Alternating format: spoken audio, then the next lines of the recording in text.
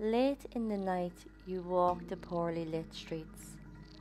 Summer is coming to an end, and you can feel the temperatures turn cool.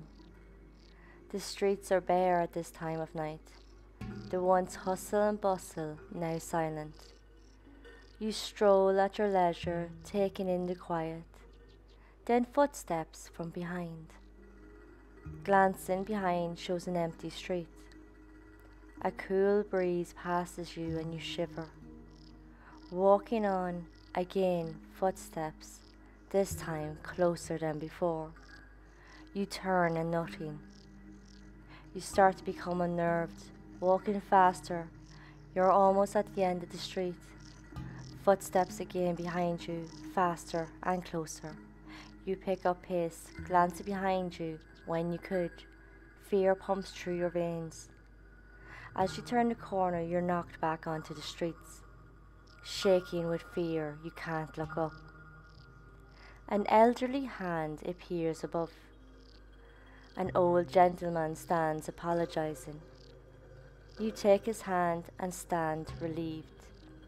He again apologizes and walks on. You laugh, thinking how silly you are. Your back faces a dark alley. A glint of a knife pierces the darkness. Oblivious, you gather yourself. But then, a chill creeps down your spine. Your heart palpitates. A warm breath hits the back of your neck. Before you could turn, an arm crosses your chest and a hand crosses your mouth. You're pulled back, swallowed up by the darkness. This was Jack the Ripper, and this is the good, the bad, and the pure evil. Jack the Ripper was an unknown serial killer in the poor areas around Whitechapel in the East End of London in 1888. At the time, the killer wasn't called Jack the Ripper. At first, he was known as the Whitechapel Murderer or Leather Apron. Jack the Ripper mainly killed female prostitutes that lived in the slums of East End. Their throats were slit first, and then the bodies mutilated. Organs were removed in at least 3 victims. This led to the idea the killer knew about the human anatomy, with possible surgical training. In the September to October 1888, many letters came into the media outlets in Scotland Yard, claiming to be the murderer. Jack the Ripper came from one of these letters and was picked up by the media. This letter in particular is believed to have been a hoax, possibly written by a journalist in a bid to keep the public's attention high and increase newspaper sales. A letter called From Hell was sent to George Lusk, who was part of the Whitechapel Vigilance Committee, and the letter apparently came with half a kidney, claiming it came from a victim. The public began to believe it was one killer and called him Jack the Ripper, because of the brutalities of the murders and the media using the name. 11 horrific murders were looked into from 1888 to 1891. But only 5, known as the Canonical 5, are thought to be of that of the Ripper. They are Mary Ann Nicholas, Annie Chapman, Elizabeth Stryde, Kathleen Eddowes, and Mary Jane Kelly. The murders were never solved and have legends surrounding them of mixed research and folklore capturing the public's imagination back then and even today. So the mid-19th century had Britain hit with a rise of Irish immigrants who poured into the cities, including the East End. Jewish refugees fleeing pogroms, which are riots that massacre refugee groups, especially the Jews, in the Russian Empire, along with others from Eastern Europe. They also emigrated to Britain.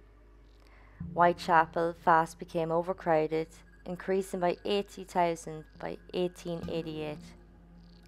The overcrowding strained the system, causing work and housing conditions to worsen.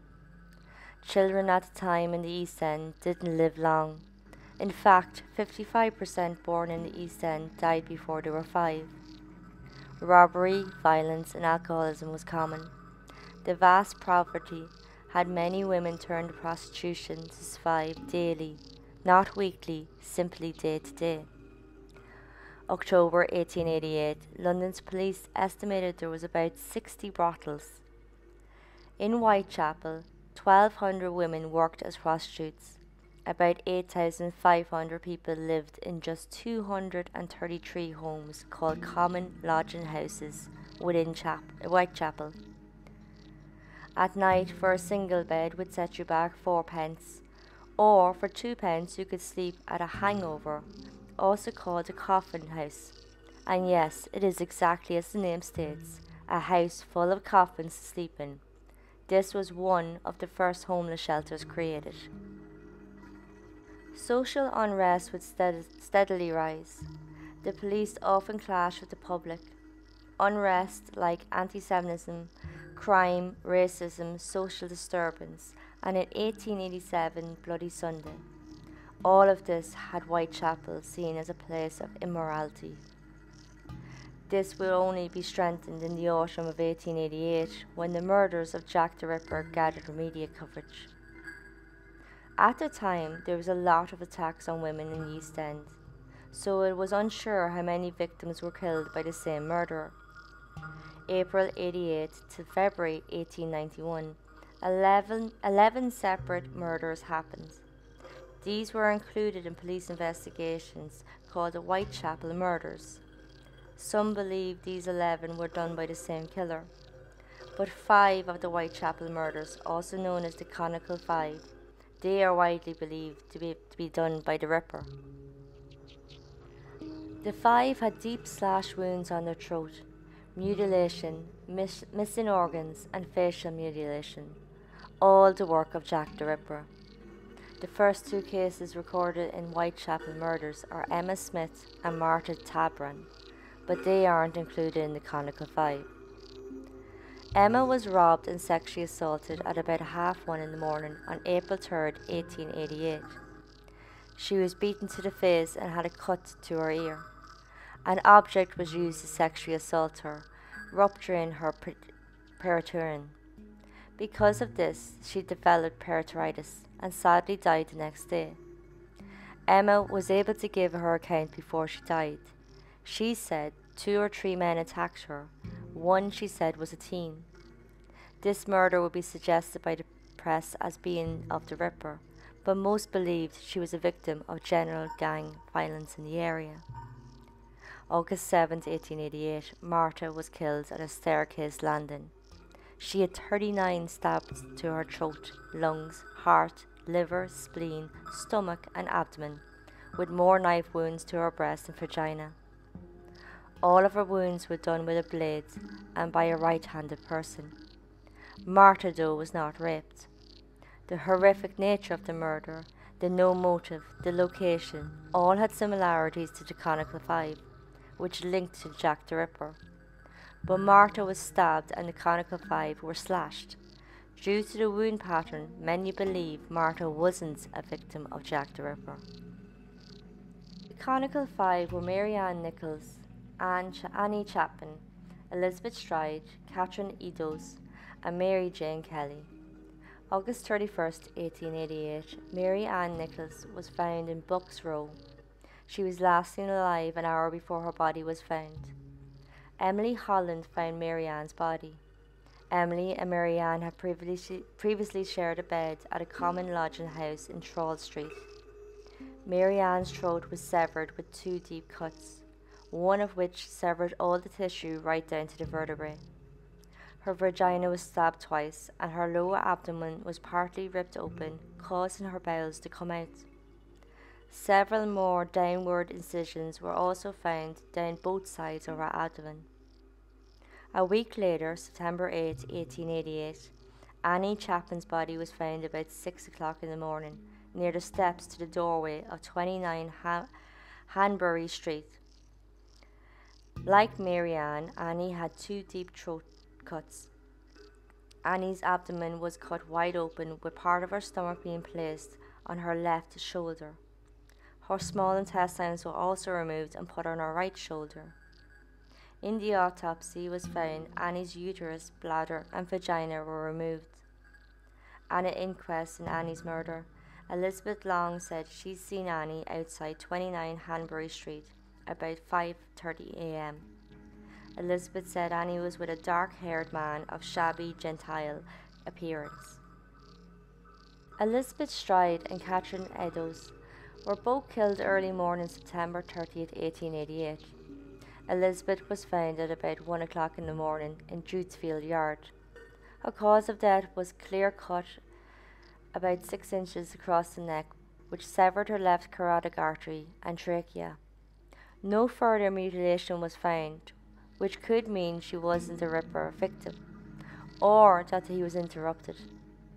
Several would later tell police of seeing Elizabeth with a man in and around Burney Street on September 29th and again early hours of September 30th. But descriptions of the male differ. Some had him fair, others said he was dark. Some said he was poorly dressed, while others said he was dressed smartly. Catherine's body was found in a corner of Meteor Square just 45 minutes after Elizabeth was found. Her throat was slashed from ear to ear and her abdomen was ripped open. Her intestines were over her shoulder, with part of the intestines detached and placed between her body and left arm. Catherine's left kidney and uterus were removed. Her face was disfigured, nose severed, cheek slashed, and cuts across her eyelids. A triangle cut pointed to her eyes was carved on each cheek, and pieces of her right ear was removed, later found in her clothing. The police surgeon who completed Catherine's autopsy said in his opinion all the mutilations of Catherine would have taken time to complete. Joseph Lawend was a local cigarette salesman. He and two friends walked through the square a little before the murder. He said he saw a fair-haired man looking a little shabby with a woman, possibly Catherine. His friends couldn't confirm this. Catherine and Elizabeth's murder would later be called the double event. At 2:55 a.m., a piece of Catherine's bloody apron was found at the entrance in Goulston Street. Above it on the wall in chalk was a message that read, quote, "The Jews, J-U-W-E-S, are the men that will not be blamed for nothing," end quote. The message pointed blame for the murders to a Jew or group of Jews, but it's not clear if the murderer wrote this or if it was there before, and just a coincidence that the item was dropped here. Having the message nothing to do with the case. Graffiti was common in Whitechapel, but the police commissioner, Charles Warren, was concerned that the message would start a riot of anti-Semitic in nature, so he ordered it to be removed before dawn. November 9, 1888, the mutilated and disemboweled body of Mary Jane Kelly was found in a bed at 13 Miller's Court. Her face was described as hacked beyond recognition. Her throat was cut down to the spine with the abdomen near empty of organs. Her uterus, kidneys and breasts were placed around her head. Other parts were found at her feet, and sections of her abdomen and thighs were on her bedside table. Her heart was missing though. Ashes in the fireplace indicated the murderer had used it to light the room as he mutilated the body. The fire was so hot and high it melted the solder between the kettle and spout, and it collapsed into the grate. Each of the conical five happened late at night and around weekends. The mutilations would increase from one to the next, except Elizabeth Stryde, whose attacker may have been interrupted. Mary Ann Nichols had no missing organs. Annie Chapman's uterus and parts of her bladder, vagina were taken. Catherine Eddowes had her uterus and kidney removed, along with her face mutilated, and Mary Jane Kelly had the most organs removed and her face slashed in every direction. Her neck was cut to the bone and her head was missing even from the scene. Confirming the 5-to-1 murder was done in 1894 by Sir Melvin Macnaghten, who was an assistant chief constable. He reported, quote, "The Whitechapel murder had 5 victims and 5 victims only," end quote. Some researchers argue some of the murders were done by one culprit. Authors Stuart P. Evans and Donald Roombelow argued the conical five as a Ripper myth. They argued the three, Nicholas, Chapman, and Evans, definitely linked to the same killer, but Stryde and Kelly it's less certain. Others believe from Tabron to Kelly were all done by one killer. A Dr. Percy Clark, an assistant to George Baxter Phillips, the police surgeon, would link three of the murders, but the others, he said, were done by, quote, a weak-minded individual or individuals, end quote, suggesting a copycat of sorts. Melville didn't join the force until a year after the murders, so his thinking and conclusion contained serious holes and errors about the suspects. Mary Jane Kelly is widely regarded as the Ripper's last victim. It's thought the murders ended because the killer died, was jailed, institutionalised, or moved away. The Whitechapel murders files had 4 others that happened after the Conical Five. They were Rose Mallet, Alice Mckenzie, the Pinchon Street Torso, and Frances Cole.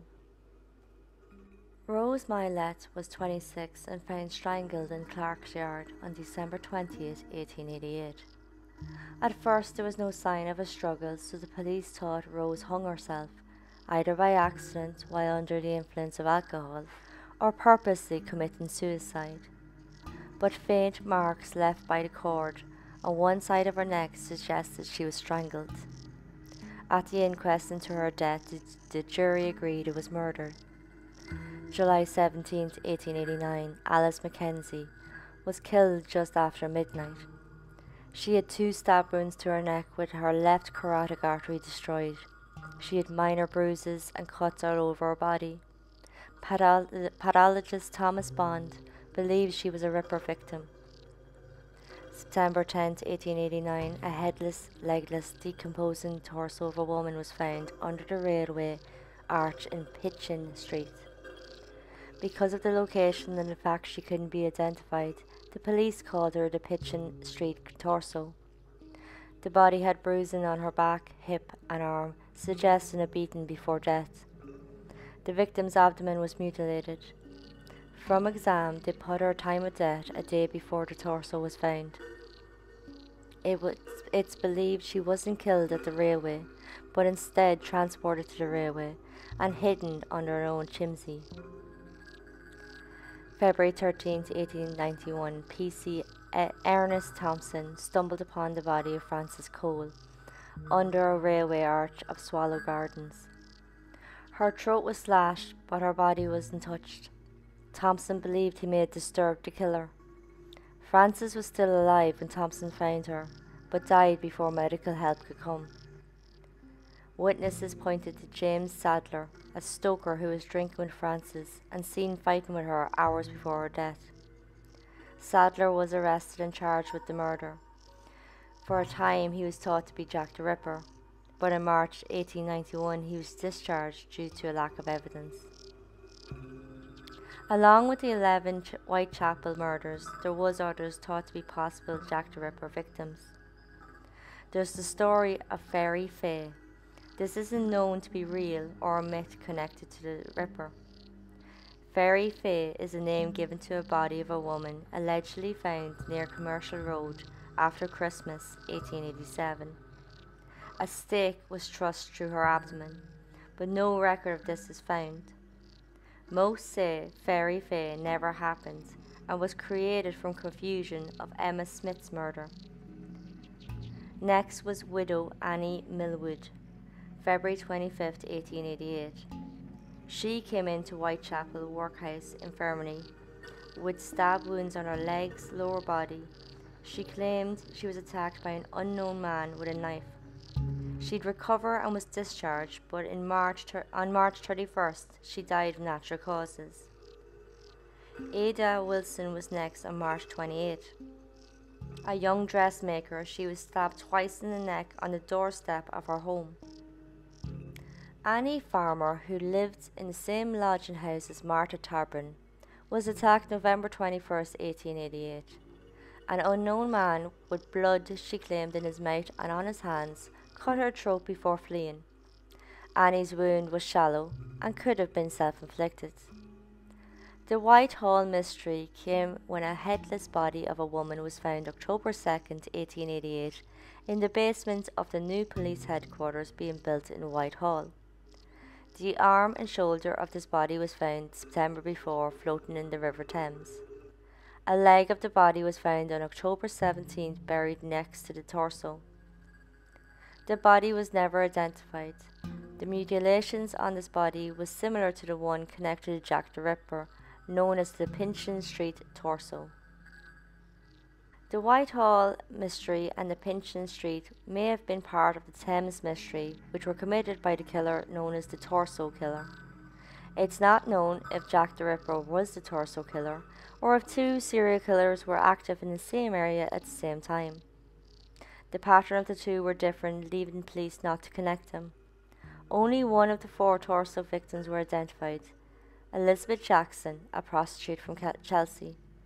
Her body parts were collected from the Thames over 3 weeks in 1889. December 29, 1888, John Gill, who was 7, was found in a stable block in Bradford. John was missing since December 27th. His legs were cut off, his abdomen was open, intestines slightly pulled out, and his heart and ear were removed. With similarities to those of Jack the Ripper, it's thought John was killed by him. John was employed by milkman William Barnett, who was 23. He was arrested twice for the murders but released. No one was ever prosecuted. Carrie Brown also caused Shakespeare for her ability to quote him. She was strangled and mutilated April 24, 1891, in New York City. She had a large tear through her groin and cuts all over her legs and back. No organs were removed, but an ovary was found on her bed. At the time, her murder was compared to the Whitechapel, but police ruled it out as any connections connected to Jack the Ripper. Most of the City of London police files related to Whitechapel murders were destroyed in the Blitz in 1940-1941. Those that did survive gave details of the investigative procedures in the Victorian era. It showed a large team of police went house to house doing inquiries in Whitechapel. Forensic material was collected and examined. Suspects were identified, traced, examined again, or ruled out. Over 2,000 were interviewed, 300 investigated, and 80 were detained. After the killings of Stryde and Eddowes, a reward of £500 was offered by the Commissioner, Sir James Fraser, to arrest Jack the Ripper. At first, the investigations were done by Inspector Edmund Reed and his team. After Nicholas' murder, Detective Frederick Aberline, Henry Moore and Walter Andrews were sent from Scotland Yard to help out. The newly appointed CID Robert Anderson was in Switzerland when Chapman, Stryde and Eddowes were killed. Not being in the country hampered the direction the murder inquiries took, so Chief Inspector Donald Swanson was now appointed to coordinate the inquiries from Scotland Yard. Because of how the mutilations were done, butchers, slaughterers, surgeons and even doctors were all suspected. Some higher-up figures, including Queen Victoria, thought the pattern of the murders would point to a butcher or cattle drover that came on cattle boats from Europe to London. Whitechapel was near the London docks, where these boats docked on Thursday and Fridays and left Saturdays and Sundays. Cattle boats were examined, but dates didn't match with murders, so it was ruled out. September 1888, a group of citizens in the East End decided to form a volunteer Vigilance Committee called the Whitechapel Vigilance Committee.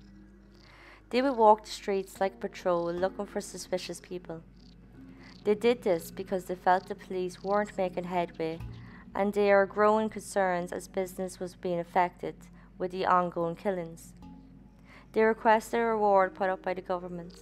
The committee raised their own reward of £50 for information leading to the capture of the killer, and they even hired a private detective to do their own questioning. The killings happened around the weekends and public holidays and close to each other. This hints that the Ripper worked probably weekdays and lived in the area.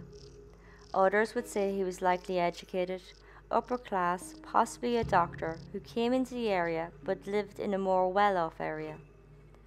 Suspects went on for years, including a royal, an artist, and a well-known physician. Over the course of the murders, the police and newspapers received bags of letters. Some were well-intentioned, trying to help, but others were hoaxes or more so pointless. Hundreds claimed to be the killer. 3 of note are the Dear Boss letter, the Saucy Jack postcard, and the From Hell letter. The Dear Boss letter, dated September 25, 1888, was first considered a hoax, but 3 days after, Eddowes was found with a piece of her ear cut off. In the Dear Boss letter, it promised to clip the lady's ear off. This had the letter taken a bit more serious. Looking closer at Eddowes, the ear seemed more of an accidental cut than purpose. The writer of the letter also threatened to send on the ear, which never happened. In this letter, the name Jack the Ripper appears, and gained notoriety after it was published.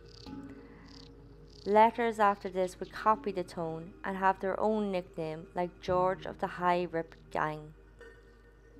The Saucy Jack postcard came October 1, 1888, to the Central News Agency. The handwriting would look similar to the Dear Boss letter. In it, the canonical 5 murders were connected, with the writer mentioning a double event this time. It's argued the postcard was posted before the murders, but it was postmarked 24 hours after, which was long after the murders were known and publicised, and had become gossip within the community, so it could have been a hoax. The letter from hell was sent to George Lusk, who was the head of the Whitechapel Vigilance Committee, on October 16, 1888. The handwriting wasn't like that of the others. This letter came with a small box. When opened, half a human kidney that was in ethanol was found. Eddowes' left kidney was removed by her killer. In the letter, it claimed he or she had fried and ate the other half.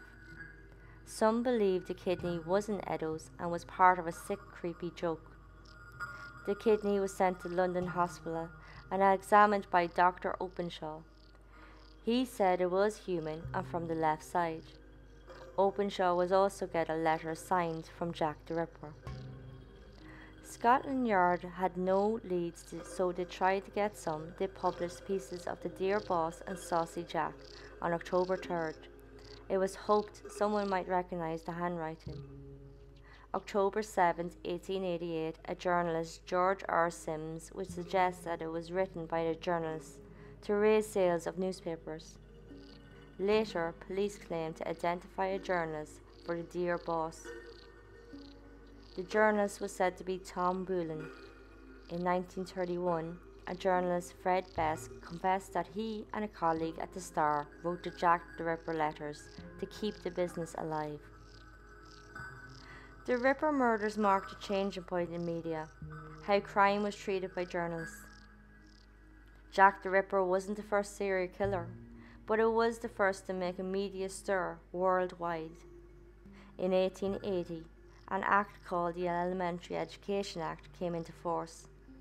This made attending school compulsory, no matter your class. Because of this, by 1888, more working class were now literate.